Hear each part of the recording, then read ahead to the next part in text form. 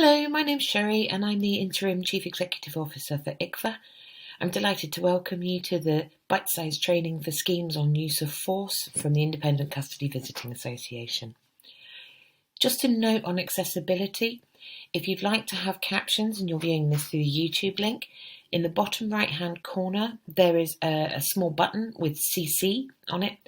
If you click on that, then you'll get captions throughout the video. Now they are ones from YouTube rather than ones that I've particularly typed out, so there may be small anomalies in how they're presented, but broadly they should represent the contents of the slides and my narration, so I do hope that helps if of use. So let's take a look at our objectives for today then. We're going to explore various legal frameworks for use of force in custody and more generally. There's an awful lot of legislation which governs use of force and practice guidance, so we'll go through that and establish the main themes. We'll further knowledge of types of use of force and when they might be used, in particular focusing on custody. And then we'll give some guidance on what happens if you view a use of force, what kind of things you might be looking for, and what kind of things you might report on. So let's get started. Point to note, there's a quiz later in the training, so you'll need a pen and a paper for then if you'd like to join in with the quiz element. So what is use of force then? Well, use of force means any movements or use of equipment by the police to control the movements and actions of a detainee. So that can be physical restraints in terms of using the body, or it can be mechanical restraints or equipment such as leg restraints and handcuffs, and we'll have a little look at that later on. The next point on here is around what use of force must be.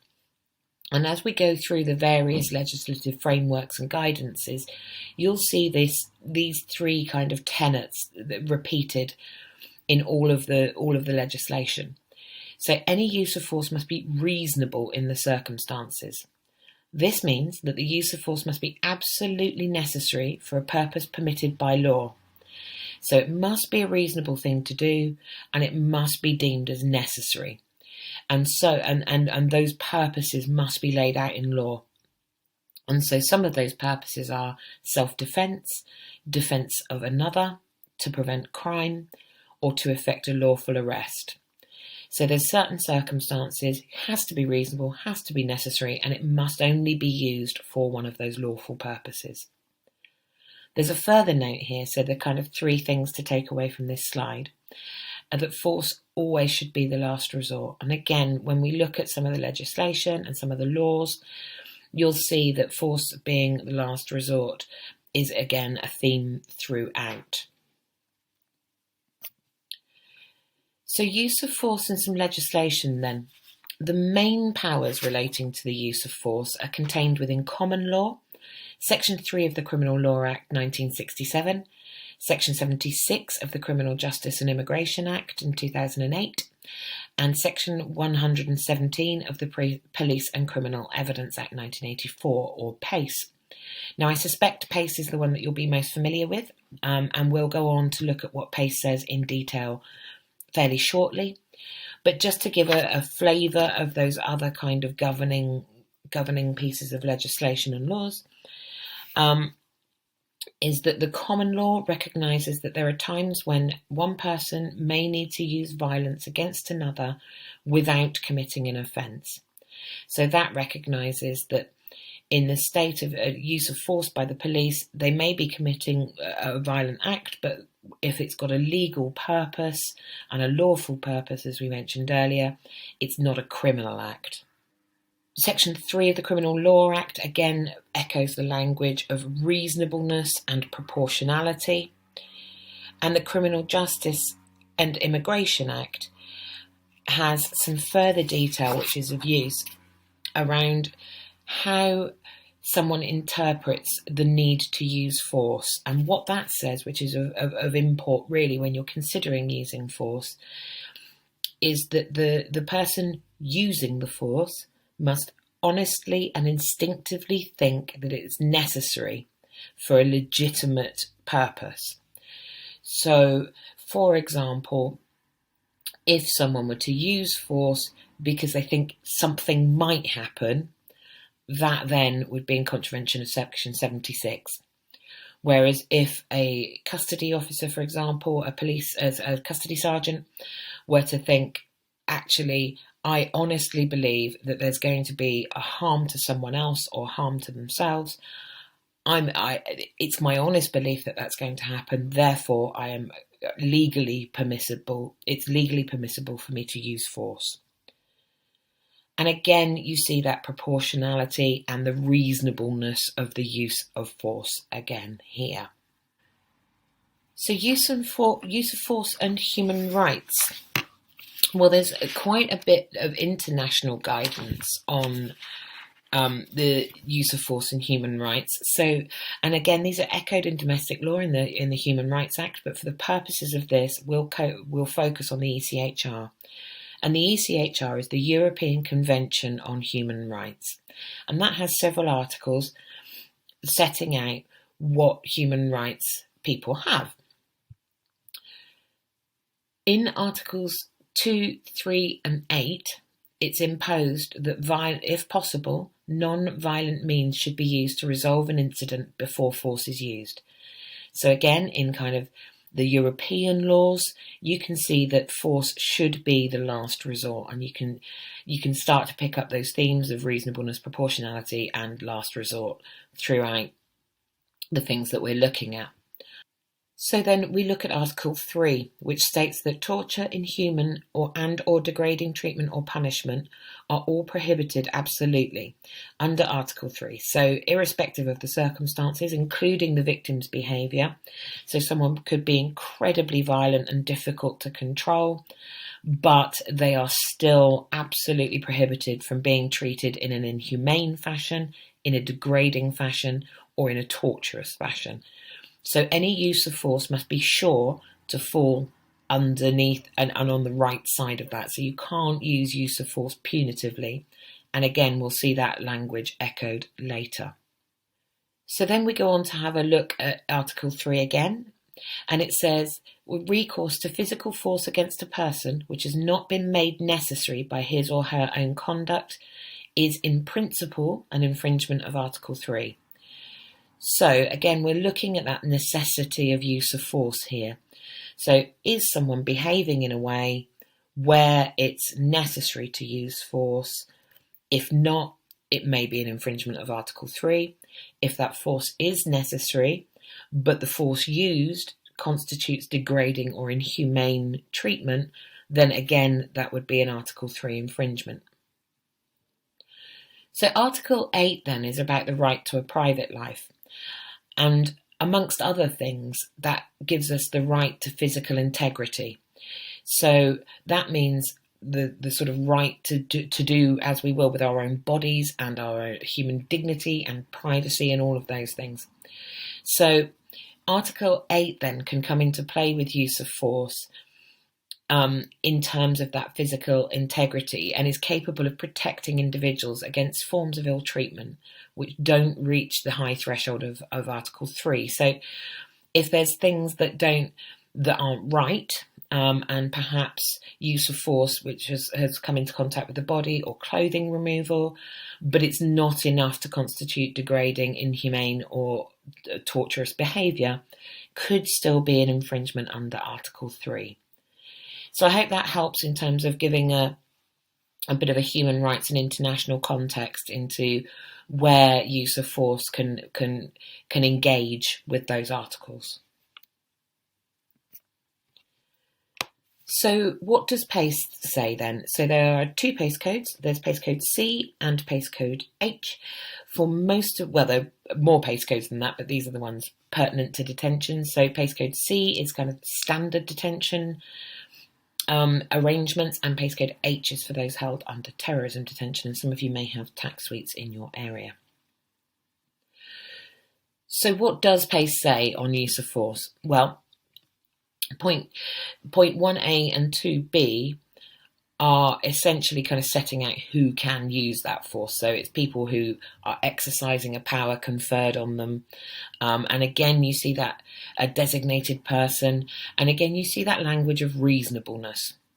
And so then it goes to give us times when that use of force might be used, and when they can use reasonable force.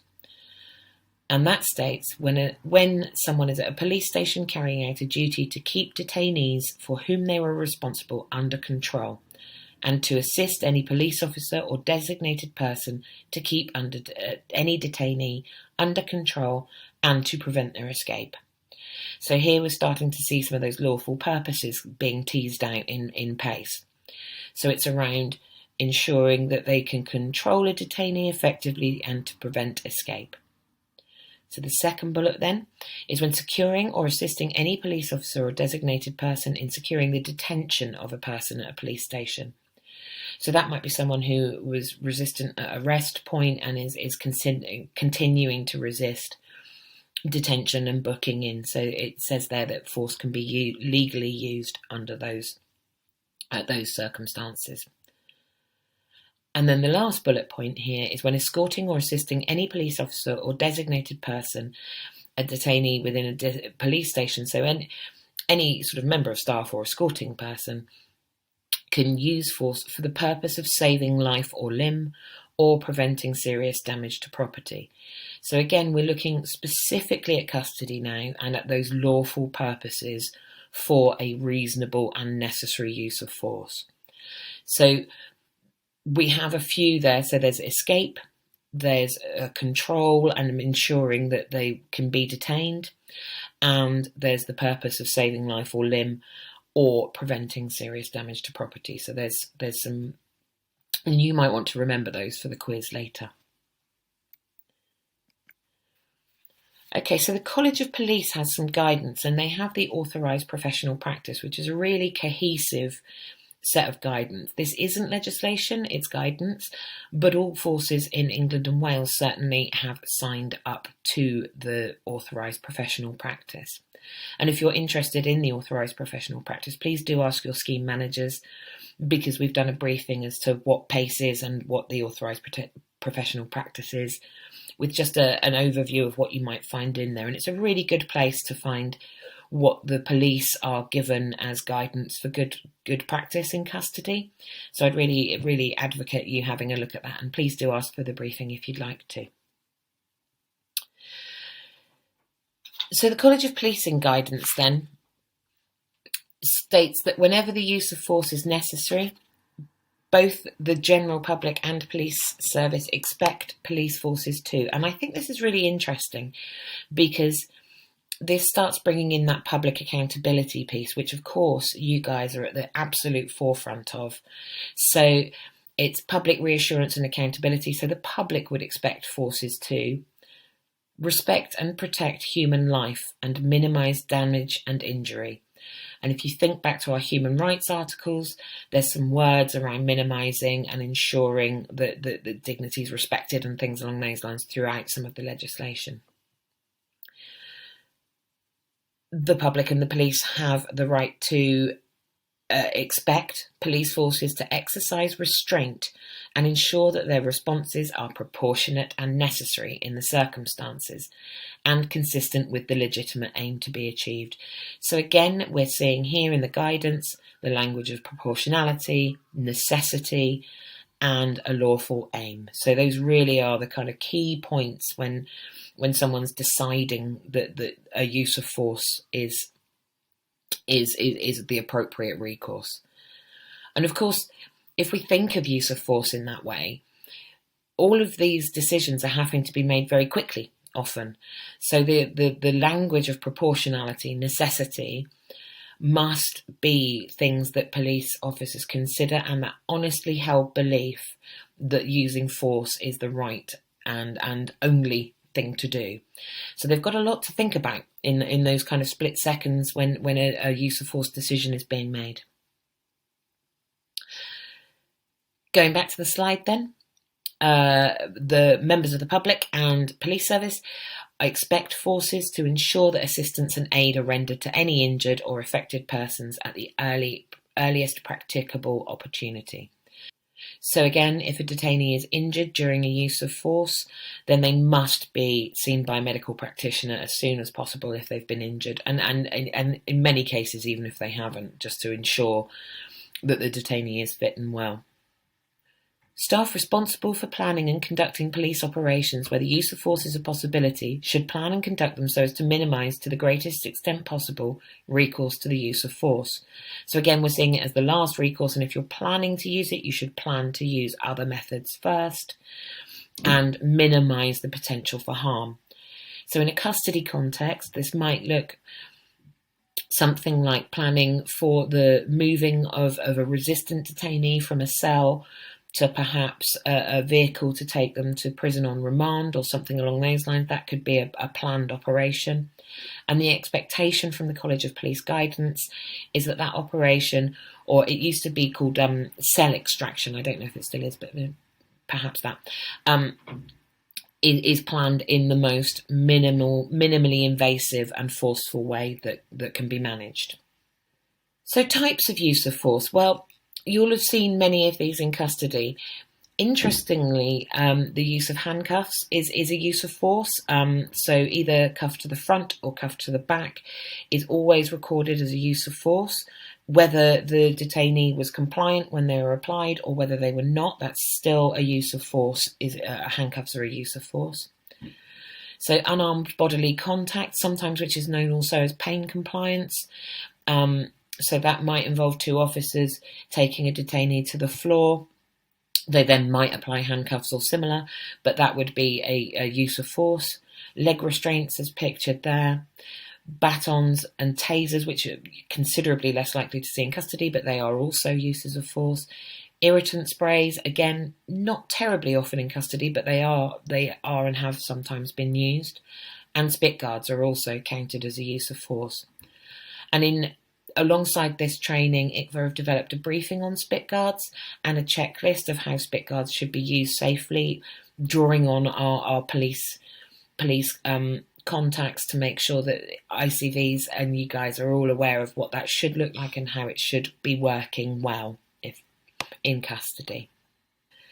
So when then can force be used in custody specifically? So we've looked at lawful purposes, we've looked at various other things, but most commonly the three types of scenarios where force is going to be used in custody is where a detainee poses physical threat to others in the custody suite, and that might be staff, other detainees or visitors to custody, where a detainee is posing a physical threat to themselves, or if a detainee is endeavouring to escape. I suspect that one's slightly less often, but nonetheless, those are the three most common areas where you might see use of force.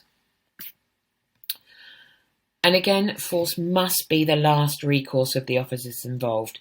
De-escalation techniques should be used where possible. And I'm sure you've all seen some really fantastic examples of de-escalation, and I certainly have during my time in custody, where officers work really hard to work with a detainee to de-escalate and avoid a use of force. And that might involve distraction techniques, it might involve varying conditions slightly prior to going into cell. It might involve the use of appropriate humour if that's appropriate.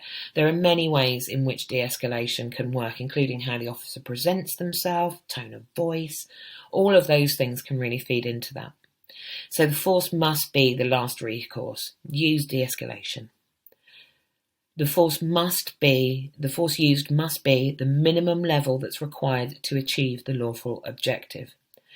So if your lawful objective is to stop someone hurting themselves and you use the minimum level of force, you can't then use additional methods because that might be punitive and it might contravene the law. So you need to use the minimum level that's required to achieve that lawful objective.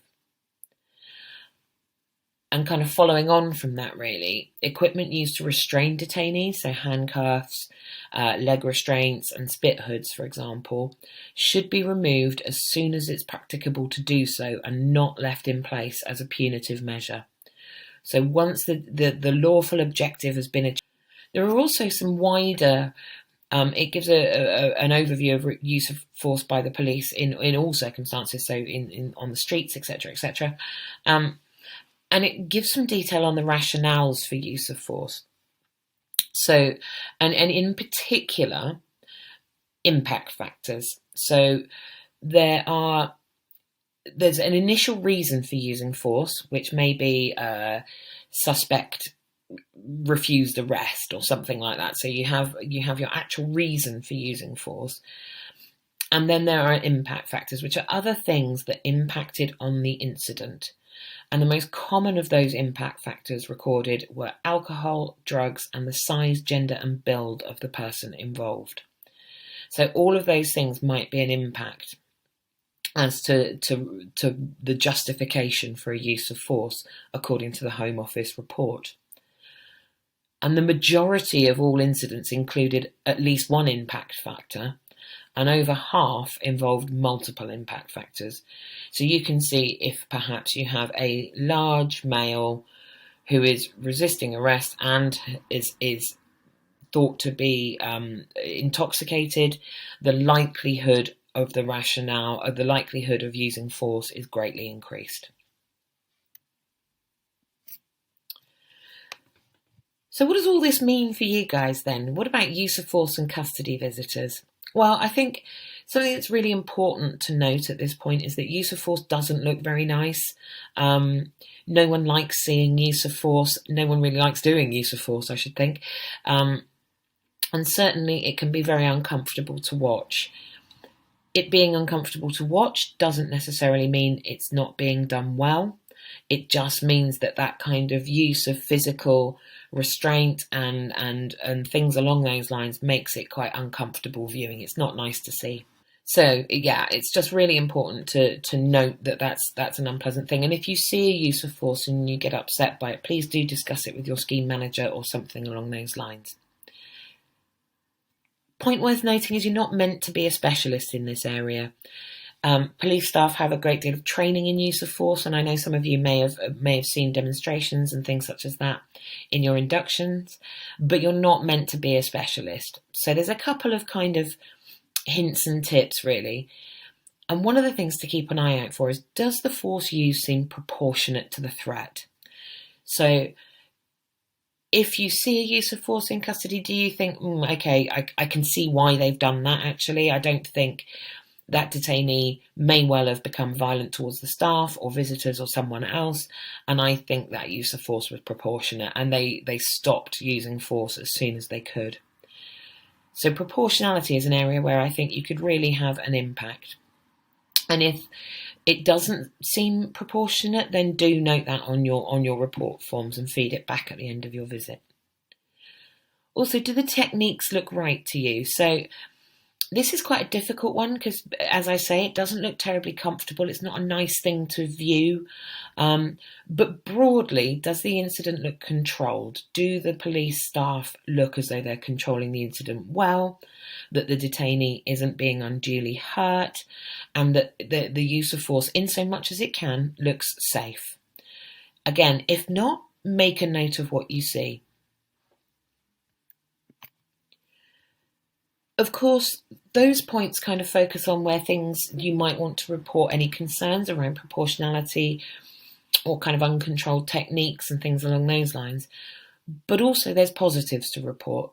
So if you see excellent de-escalation in custody, then please praise that in your form. It's a great skill to see that in action in custody. And along with de-escalation, you get what's commonly known as dynamic risk assessments. So risk assessments that will change throughout someone's time in custody. So someone might come in sort of up here and quite violent and quite confrontational. If there's effective de-escalation, then things that may have been put in place at the start of their custody journey could be released or relaxed with effective de-escalation. So look for that de-escalation, look for dynamic risk assessments. And where you see those, then do praise them because they're really great skills to see. And similarly, with that dynamic risk assessment, if you see restraints being taken off as soon as possible in a planned and calm manner for the benefit of the detainee, praise that too. Because again, it shows that considered and kind of ongoing management of risk with a detainee focus. And that really is good practice and deserves praise too. Okay, so we're going to have a short quiz. So in a second, I will pop up a slide which says answers are coming soon. But if you would like to pause your video when I finish speaking on this slide and then pop down your answers. No prizes, I'm afraid, except glory. But name 4 types of use of force. Number 2, use of force should be blank and blank. Number 3, give 2 of the 3 human rights articles that could be contravened with excessive use of force. And number 4, give 2 circumstances when force could be used in custody. Okay, so pause your video now. Answers are coming up, so make sure you've got them all written down. Thank you. Okay, so naming 4 types of use of force then. There's more than 4, obviously. So handcuffs, unarmed bodily contact, sometimes known as pain compliance, leg restraints, batons, taser, parva or irritant spray, and spit guards or spit and bite guards or spit hoods, depending on how they're referred to in your area. Use of force should be, and the answers there are reasonable and proportionate, and not that I'll ever know as this is a one-way video, but also if you had necessary and lawful, I think you could have points for those too. Question 3, give 2 of the 3 human rights articles, so those are articles 2, 3 and 8. And 4, give 2 circumstances when force could be used in custody, so there's more than 2 obviously, and that is the detainee looks like they're going to harm someone else, harm themselves in the case of escape, or serious damage to property. How did you do? I'm sure you've all got top marks. I have no doubt about that whatsoever. Okay, so we will just pop back through the objectives then. So we've explored the legal frameworks for use of force in custody. We've had a look at PACE, we've had a look at the international human rights standards and some of the other legal principles that govern use of force. We've now had a discussion about the types of use of force and when they might be used. And we've given some guidance on viewing use of force and what to look out for. So just to kind of mention again that we've developed a briefing and a checklist specifically on the use of spit guards. So please do ask your scheme manager if you would like a copy. There's quite strict rules on how spit guards are applied and removed and things along those lines, so that might be of interest. Please do have a look. And that's it. Many thanks for watching our training. We really hope you found it useful. Thank you so much.